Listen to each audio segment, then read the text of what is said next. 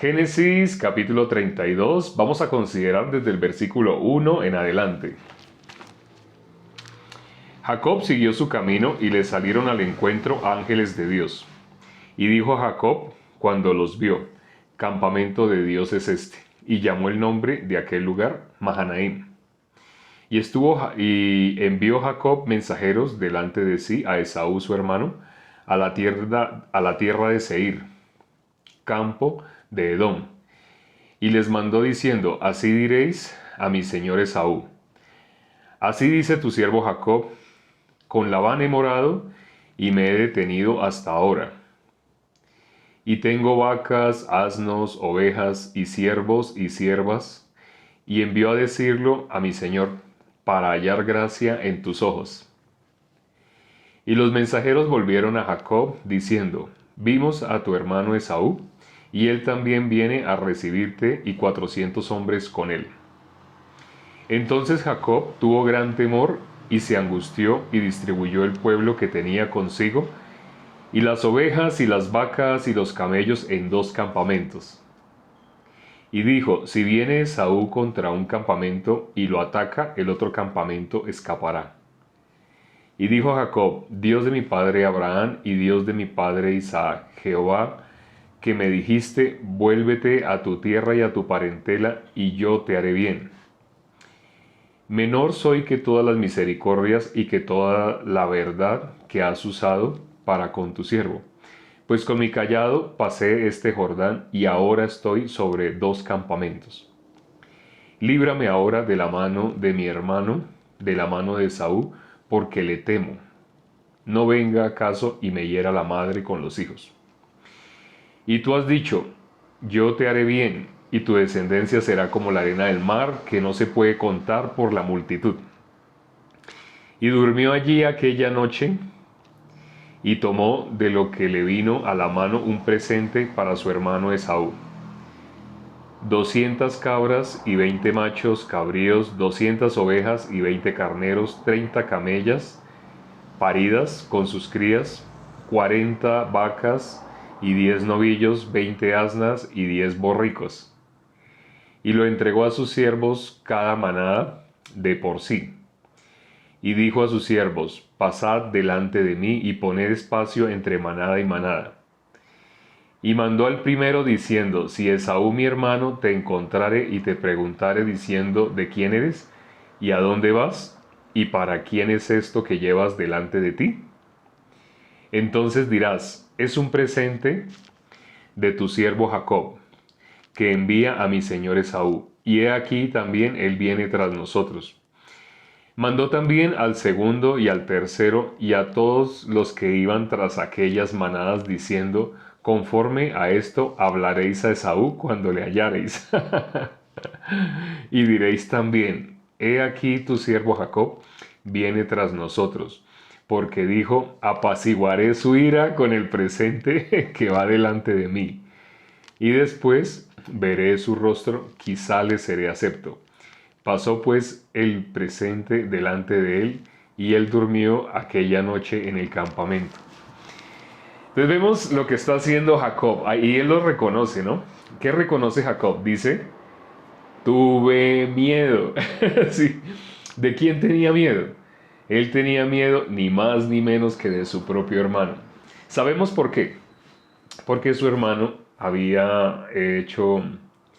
se había propuesto algo, que iba a matar a Jacob. Ya se había propuesto eso en su corazón, ¿no?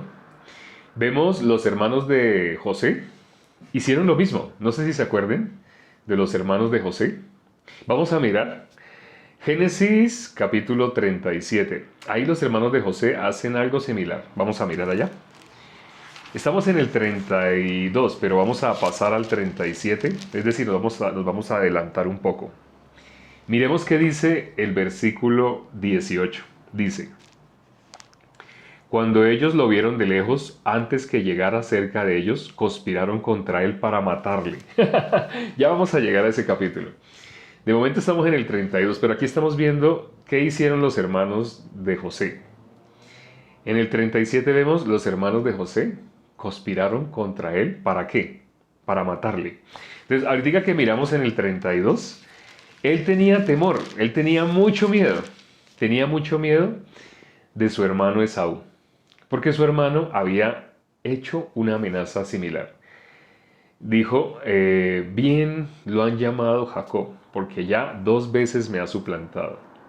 Primero me quitó así, luego me quitó así, así. Él estaba lleno de ira, lleno de enojo, cuando dijo que y lo iba a matar, que iba a matar a su hermano. Así es. Acá también vemos en el 37, vemos cómo las similitudes, gracias, excelente, vemos las similitudes. Los hermanos de José querían matarlo. Ahora, el hermano de Jacob quería matarlo. Sabemos físicamente cómo eran de diferentes Esaú y Jacob. Aunque eran dos, pero realmente solo eran dos hermanos, Jacob y Esaú, no eran más. Pero sabemos que Esaú era fuerte, grande, ¿sí? Era cazador, estaba acostumbrado a matar fieras, ¿sí? Pero Jacob nunca, nunca, nunca. Sí, Jacob no. Jacob era solamente un pastor. Llegó a ser un pastor, porque él no era pastor inicialmente, pero llegó a ser un pastor. Y Dios prosperó todo lo que él hacía. Sabemos también por qué. La promesa de Dios estaba en Jacob porque la bendición la había recibido Jacob. Pero curiosamente, Jacob, a pesar de que ahí cita lo que Dios le dijo, pero Jacob creía. Jacob podía creer lo que Dios le había dicho. ¿Por qué tenía temor? ¿Sí? Acuérdense que ¿qué le había dicho, qué le había dicho Dios? Yo estaré contigo. Así yo estaré contigo. Así eso se lo dijo a Isaac, a Abraham, a Jacob. Dios iba a estar con él. Pero curiosamente él podía creer. Él no podía creer, no podía como realmente creerlo, no, entenderlo sí. Es lo que pasa con, lo mismo que pasa con la salvación. El común de las personas puede entender el Evangelio. Nosotros aquí lo hemos explicado de muchas maneras, hemos explicado el Evangelio. El Evangelio es uno solo. Y lo hemos explicado a través de un pasaje, a través de otro. Lo explicamos prácticamente casi todo en vivo. De pronto haya uno que otro en vivo donde no lo hemos alcanzado a explicar detalladamente, pero lo hemos explicado, así sea resumidamente, pero hemos explicado. Pero curiosamente, el común de las personas puede fácilmente oír las palabras porque estamos hablando en el mismo idioma. Pero cuando en la Biblia dice no les ha dado oídos para oír, ¿a qué se refiere? Si pueden oír, no son sordos. Se refiere a que no pueden oír la verdad. Igual que en el caso de, no sé si se acuerdan, del siervo de Eliseo. Él podía oír, tenía oídos para oír y ojos para ver. No. ¿Qué tuvo que hacer Eliseo? Oró y le pidió a Dios, ábrele los ojos para que pueda ver. Porque él no podía ver el mundo espiritual. Él podía ver únicamente las cosas humanas. Podía ver con los ojos humanos. Acuérdense cuando Adán y Eva comieron. Hoy el video que hicimos, precisamente el video que hicimos hoy fue sobre la parte más básica. Empezamos desde lo básico. Desde lo básico, básico de una persona para que pueda estar bien con Dios. ¿Qué necesita esa persona? Necesita tener claramente solucionado el problema de su pecado. Pero el común de las personas que asisten a iglesias cristianas, por decirlo de alguna manera, el común de las personas no saben realmente qué es el pecado conforme a la Biblia. Piensan del pecado lo que sus conciencias, lo que sus puntos de vista le muestran.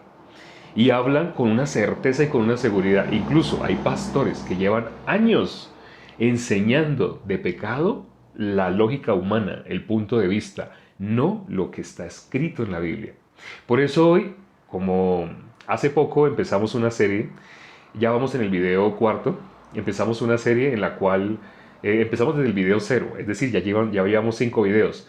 ¿Y qué prometimos en el primer video de esta serie? Prometimos que íbamos a empezar desde 0. Es decir, vamos a explicar paso a paso, cómo una persona se convirtió en pecadora y cómo el pecado fue solucionado. Pero para ello es necesario que las personas conozcan todas las características del pecado. ¿Qué es? ¿Cómo entró el pecado al mundo? si la persona es culpable de pecado por algo que él haga o si es pecador por algo que Adán hizo. Ya yo sé que más de uno sabe la respuesta, pero curiosamente muchas personas no lo creen. Por eso lo estamos mirando conforme a la Biblia, porque lo que la mayoría de las personas tiene de Dios es lo que les han dicho, no lo que ellos mismos han visto en la palabra. Entonces, ¿qué es lo que estamos haciendo con esta nueva serie? Estamos guiando a las personas a que lean por primera vez, ¿sí? Por primera vez empiecen a leer desde las bases. Cuando preguntamos hoy, ¿cuál fue el fruto que comió Adán y Eva? No sé si ustedes se han dado cuenta en los comentarios las respuestas que han dado, pero son respuestas que revelan efectivamente la ignorancia que hay al respecto. Las personas se creen que son hijas de Dios porque con todo su corazón desean. ¿Quién desea ser hijo del diablo? Cuando hacemos la encuesta, ¿usted es hijo de Dios o hijo del diablo? La gente se sorprende. ¿Usted por qué me hace esa pregunta? Esa pregunta tan rara, tan fea, ¿usted luego qué es? O yo no sé, me asusta. Nadie me había hecho esa pregunta. ¿Por qué la gente se sorprende? ¿Por qué se asusta? Porque la gente está acostumbrada únicamente a que les digan cosas bonitas, pero no que les digan la verdad. Cuando les decimos, en la Biblia dice, por cuanto todos pecaron están destituidos de la gloria de Dios. ¿Eso qué significa? Que todo el mundo es hijo de Satanás desde que nace. La gente se asusta y empiezan a hablar de una cosa, de la otra, pero yo no entiendo. Y los bebés y los niños, cuando uno ve un bebé tan inocente, sí, cuando uno usa el punto de vista de uno ve muchas cosas que tienen lógica. Toda la religión, en la mayoría de los que se hacen llamar cristianos, que no lo son, porque cristiano ¿quién es? Verdaderamente el que forma parte de la iglesia. Pero el que forma parte de la iglesia ¿quién es? El que ha sido libre de pecado. Lo dijo David, lo repitió el apóstol Pablo. Bienaventurado el varón a quien Dios no inculpa de pecado. Ese es el verdadero cristiano. Pero hay personas que con los labios llevan años diciendo que son cristianos. Pero cuando les hacemos la pregunta, ¿tú eres o no eres pecador? Pues sí. Gracias a Dios algunas personas pueden contestar así. Pero la mayoría de las personas ¿cómo contesta? Justificándose. ¿Qué es contestar justificándose? Hablar de algo que no se le está preguntando. Por ejemplo, digamos en ese momento que voy a poner un ejemplo de pronto exagerado, ¿sí? Y espero me perdonen las mujeres, porque voy a poner un ejemplo hablando con las chicas. Entonces, digamos, hablo con todas las mujeres que están acá. Entonces, yo no estoy viendo si ustedes en ese momento tienen chanclas, tienen zapatos, tienen tenis. Pero digamos, vamos a poner este ejemplo, que la sociedad haya censurado como que la mujer que tiene zapatos de tacón es prostituta, ha ejercido la prostitución. En alguna época de su vida ejerció la prostitución o la está ejerciendo o algo así. Si tiene zapatos de tacón en su closet. Estoy poniendo un ejemplo, no, es un ejemplo, no se asusten. Entonces, si yo pusiera este ejemplo, digamos que así fuera la realidad, que así la sociedad juzgara en sus países, en sus respectivos países, imagínense que de un momento a otro juzgaran así. Toda la que tenga zapatos de tacón está comprobado que está metida con la prostitución. Es un ejemplo, ¿no? Entonces, si yo le preguntara a alguien, le diría, ¿tú tienes zapatos de tacón en tu closet? ¿Sabe qué me diría?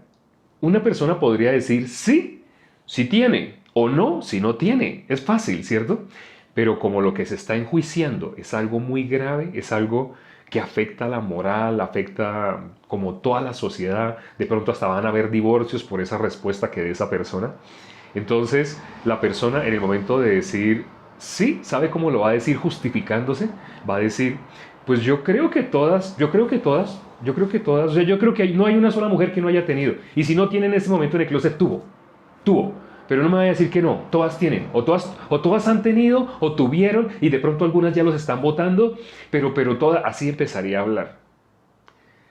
Si no fuera algo de enjuiciar, algo que afectara la moral de las personas o las hiciera quedar mal, si no tuviera nada que ver esa regla que estamos diciendo de que estuviera con la prostitución, si no existiera esa regla, solamente cuando yo le pregunto, disculpa, ¿tú tienes en tu closet, tú tienes zapatos de tacón? Sí, ya, fácil.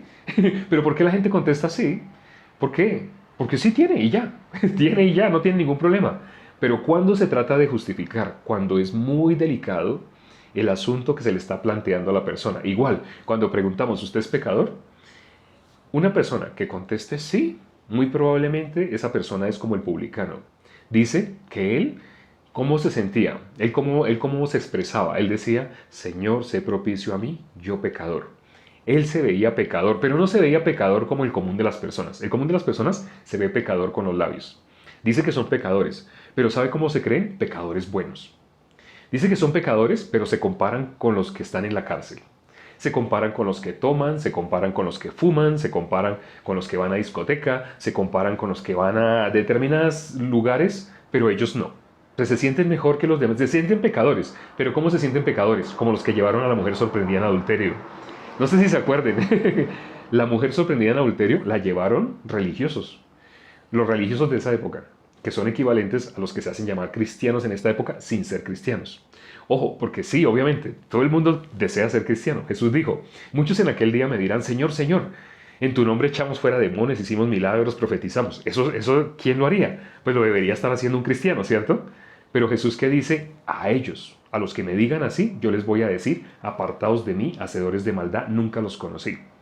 Terrible. Jesús está hablando de un tipo de cristianos que Jesús no ve como cristianos. A eso me refiero, ¿sí? Entonces, hay personas que han creído toda su vida que han sido cristianos por las cosas que hacen, porque ayunan, porque oran, porque experimentan frío, experimentan calor, experimentan temblores, han tenido visiones. Todo eso lo puede experimentar alguien aún en la brujería, sin ser cristiano. Entonces, esas experiencias no garantizan que una persona, cuando llegue al cielo, Jesús no le va a decir, apartaos de mí, hacedor de maldad, nunca los conocí. ¿Qué cosa sí garantiza? El que la persona sea libre de pecado. Porque eso fue lo que hizo Jesús. Nuestro Señor Jesucristo, ¿a qué vino? A morir por el pecado de nosotros. Está escrito, Él cambió de lugar con nosotros. ¿Nosotros qué merecíamos? La paga del pecado es muerte. Y cuando dice la palabra, por cuanto todos pecaron, están destituidos de la gloria de Dios, significa, todos merecíamos ir a la condenación. Ese es el estado natural del ser humano. Todos merecíamos ir a la condenación eterna. Al dejar este cuerpo, inevitablemente merecíamos eso. Algunas personas piensan y ponen en duda la palabra de Dios. Dicen, pero ¿cómo hacemos para estar seguros de que esto no lo escribió a alguien hace poco? Cuando hablo con personas así les digo, yo pensé igual, pero yo investigué. Y el resultado de mi investigación arrojó, el que duda simplemente está haciendo caso a un prejuicio. Está haciendo caso a un pensamiento. Ahí, por lo que yo pasé, por ese periodo que yo también pasé de duda, de sospechar, ¿será que sí es de Dios? ¿Será que sí existe? ¿Será que esto sí es real? Por haber pasado por eso, ahora, con certeza puedo hablar con las personas que tienen duda. Y les digo, sí, yo también tuve duda. Yo también pensé de la misma manera. Pero después de investigar, no hay nadie más cristiano. ¿Sí? O sea, no hay nadie que pueda creer más en la veracidad de la palabra que alguien que haya investigado. Alguien que tenga prejuicios está siendo guiado por un pensamiento. Y ya sabemos lo que dice la palabra sobre nuestros pensamientos. ¿A quién Dios le dijo? Polvo comerás todos los días de tu vida. Sabemos a quién, ¿no? ¿Quién comerá polvo todos los días de su vida? Satanás. Así dice la palabra, ¿no? La serpiente. En Apocalipsis, miramos, esa serpiente es Satanás. ¿Dios qué le dijo? Todos los días polvo comerás. Una serpiente no come polvo. Cuando miramos en Apocalipsis sabemos que esa serpiente, ya claramente dice, esa serpiente es el diablo, es Satanás. Cuando dice que come polvo, ¿qué es lo que dice? Se alimenta de lo que nosotros creemos que es nuestro punto de vista. ¿Por qué creen que a un religioso le es difícil recibir el evangelio? No lo conoce. Cuando hemos hecho varios videos cortitos en los cuales les decimos a las personas, si tú quieres saber si estás o no estás en Cristo, la Biblia dice ninguna condenación hay. Si tú quieres saber si estás o no estás en Cristo, tú, para que hayas recibido la salvación, tuviste que haber creído en el Evangelio. Porque la Biblia dice que la única forma de que alguien sea salvo no es por hacer una oración, por bautizarse, sino por creer en el Evangelio. ¿Qué cosa es Dios tiene un poder enorme para darle salvación a alguien. ¿Qué significa para darle salvación? A alguien que merecía la muerte, a alguien que estaba caminando hacia la muerte. Dios lo salva. Pero ¿cuál es ese poder de Dios que puede hacer que el camino inevitable que llevaba a una persona hacia el camino inevitable que llevaba a una persona hacia el infierno, cuando muriera se iba a ir al infierno, inevitablemente? Toda la humanidad estaba destinada hacia esa misma ruta. Todos tenían ese mismo fin, ese mismo destino. Todos teníamos ese mismo fin, ese mismo destino. Pero ¿qué cosa hace que una persona que inevitablemente va a ir al infierno, de un momento a otro ¡fum!, resulta en el cielo? Hasta los ángeles se sorprenden. ¿Ustedes sabían? Los ángeles no conocen el evangelio. Los ángeles no pueden explicarle a alguien el evangelio. Los ángeles solamente se sorprenden cuando, ¿cómo hacen para entrar personas que tenían que ir al infierno, tenían que ir a la condenación, pero de un momento a otro resultaron en el cielo. Los ángeles no saben, los ángeles obedecen, ellos sí obedecen, ellos obedecen, pero ellos no pueden explicar el Evangelio. Acuérdense en el caso de Hechos 10, cuando miramos Hechos 10, ahí había una persona muy correcta, pero esa persona ¿cómo era de correcta? Hacía oración siempre, daba limosna siempre, siempre ayudaba a la iglesia, siempre. O sea, era una persona que uno ve y uno dice, uy, esta persona, Dios ojalá le dé la salvación, Dios ojalá la salve. Esa persona no era salva. Cuando miramos al final de Hechos capítulo 10, a esa persona solo le hacía falta algo, dejar de estar condenado. Vamos a mirar la descripción que se da en la Biblia de esa persona. Eso está en Hechos capítulo 10, es sobre Cornelio. Hechos capítulo 10, es impresionante lo que dice de él, es maravilloso, porque uno ve y uno dice, uy, pero ¿qué persona cumple con esas condiciones o esas características de Cornelio? Mire cómo dice, había en Cesarea, Hechos capítulo 10, versículo 1, había en Cesarea un hombre llamado Cornelio, centurión de la compañía llamada La Italiana, piadoso y temeroso de Dios con toda su casa, y que hacía muchas limosnas al pueblo y oraba a Dios siempre. O sea, no sé si ustedes conozcan a alguien que pueda cumplir ese requisito. Es increíble lo que dice acá. O sea, la justicia, las obras de justicia que él tenía eran impresionantes. Bueno, ya sabemos, hago un paréntesis, ya sabemos que nadie puede ser salvo por obras de justicia que haya hecho. Nadie. Lo dice la Biblia, estoy recitando prácticamente un versículo. No por obras de justicia que nosotros hubiéramos hecho. Nadie puede ser salvo de esa manera. Pero las obras de justicia que tiene él son impresionantes. Mire lo que dice, ¿no? Dice, piadoso y temeroso de Dios con toda su casa. Dice, y que hacía muchas limosnas al pueblo y oraba a Dios, ¿cuándo? Siempre. Cuando uno lee esta descripción, uno queda sorprendido y dice, wow, ¿qué persona en esta época podría cumplir ese requisito? ¿Saben? Nadie. Ustedes podrían nombrar personajes muy importantes que existieron últimamente, pero nadie cumple ese requisito que cumplió este hombre. Y cuando miramos en el versículo, vamos a mirar el versículo 44, dice el versículo 43, vamos a leer desde el versículo 43. De este dan testimonio todos los profetas, que todos los que en él creyeren recibirán perdón de pecados en su nombre. Está hablando de nuestro Señor Jesucristo. El único nombre dado a los hombres en el cual hay salvación, el nombre de nuestro Señor Jesucristo.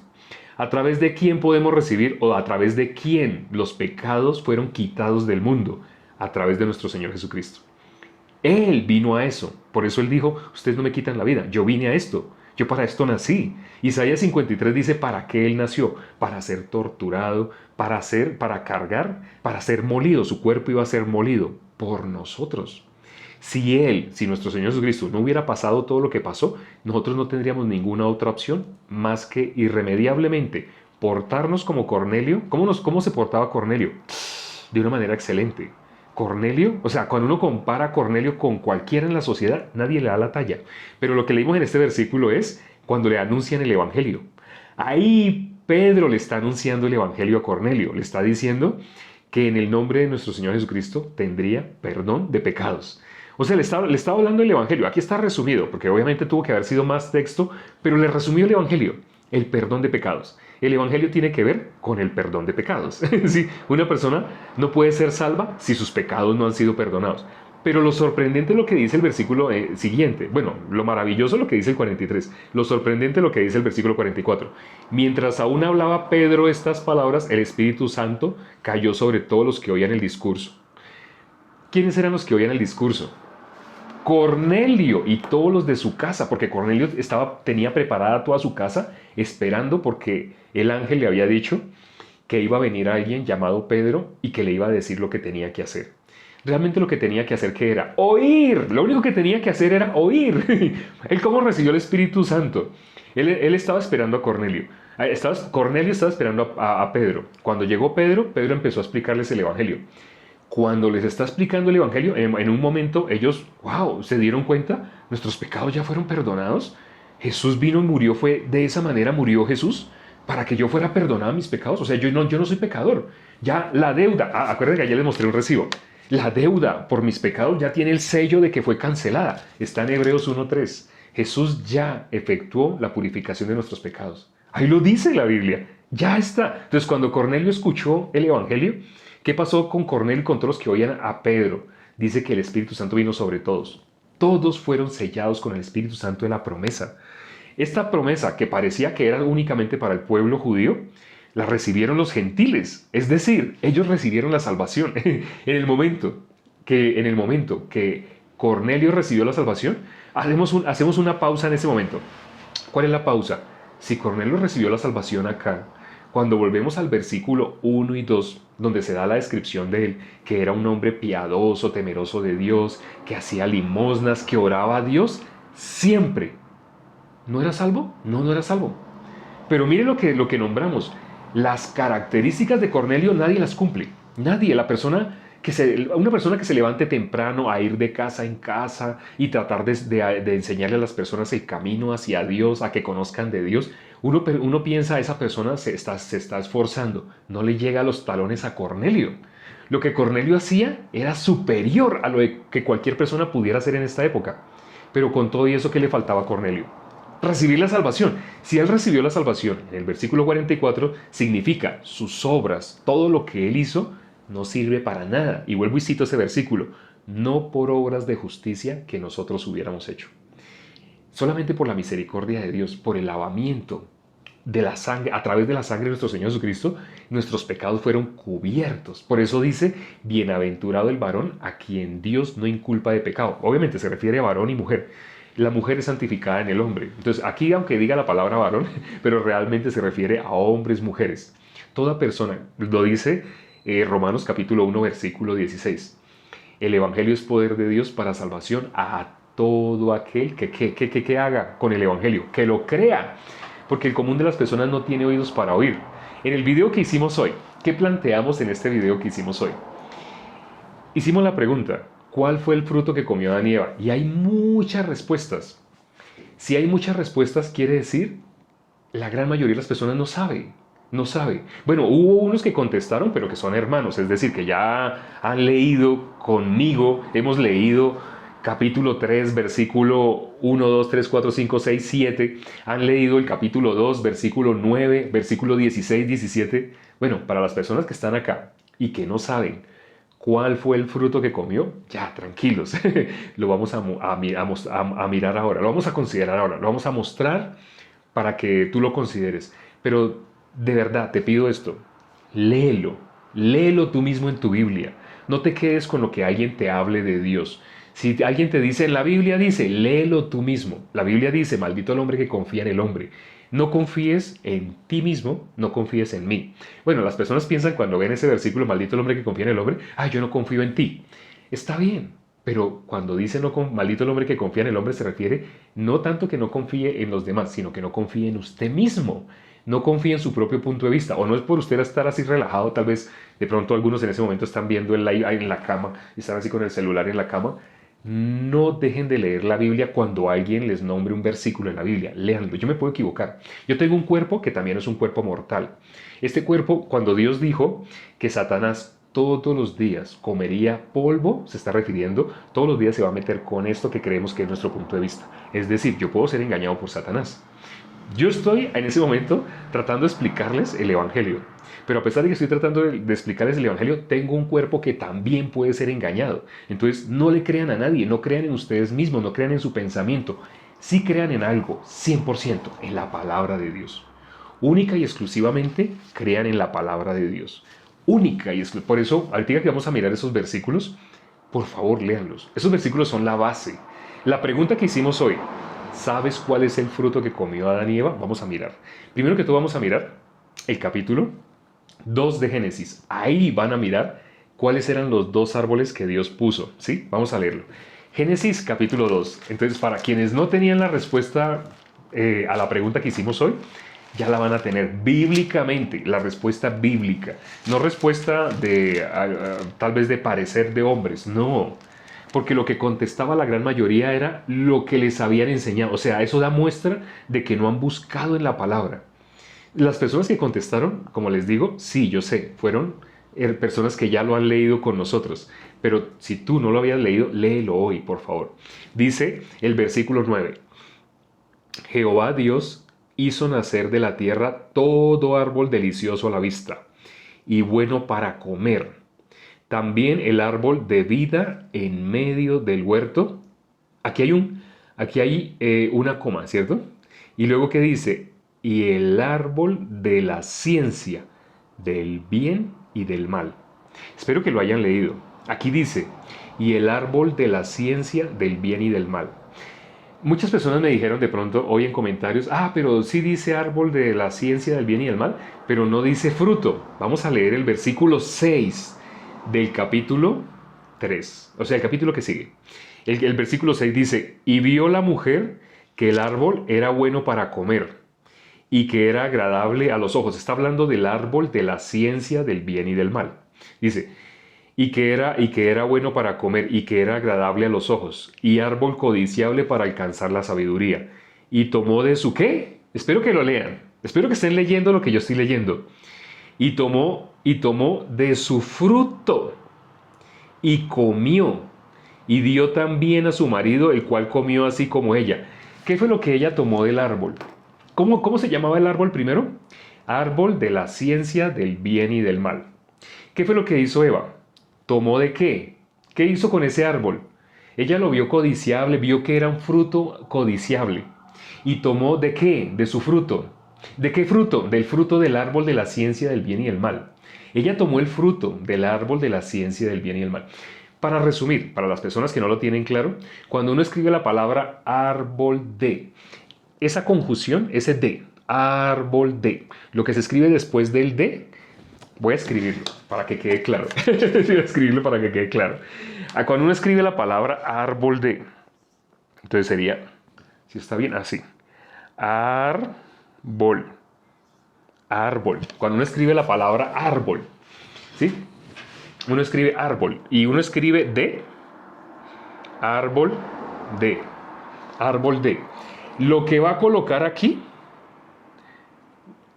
no sé, un árbol que ustedes conozcan. Aquí coloqué unas comillas. Digamos un árbol que ustedes conozcan. Ustedes dicen, yo conozco el árbol de patilla. No sé si todos conozcan patilla, sandía. En algunos países se dice patilla, en otros se dice sandía. Más fácil, árbol de naranja. ¿Sí? Todo el mundo conoce el árbol de naranja. Árbol de... ¿Qué dice después de de?